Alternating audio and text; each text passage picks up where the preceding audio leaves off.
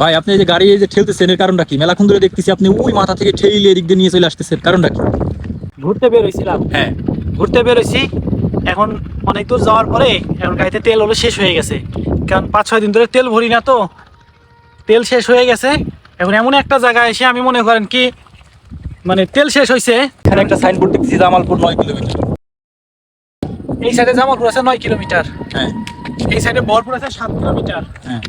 আর এই সাইডে আছে রাজবাড়ী, এটাও প্রায় 9 কিলোমিটার।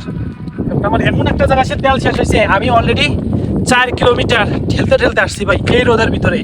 প্রায় 3 বছর যাবত করোনা ছিল, লকডাউন ছিল, সবকিছু বন্ধ ছিল, তার ভিতরে এরকম সংকট আমি আমার চোখে পেছে নাই। পেট্রোল আর অকটেন এটা তো আমাদের দেশে উৎপাদিত হয়। যদি আমাদের দেশে উৎপাদিত হয় তাহলে এত সমস্যা কেন থাকবে এই পেট্রোল আর অকটেনের উপরে? ও মানে আপনার একটা প্রশ্ন রয়ে গেল আর কি, এই তো। অবশ্যই। জীবনে একটা বড় একটা ই হয়েছে, তবে এমন সংকটে আমি চাই যে এমন সংকটটা যেন খুব দ্রুত কেটে যায়। এখন এই পথে গেলে পরে না হলেও 12 কিলো বেশি হাঁটা লাগবে। আর এইটুক নদী পার হইলে, নদী মানে কি একটা খাল, এই খাল পার হইলে পরে আমার দেখা হলো কি 5 কিলোমিটার সেভ হবে।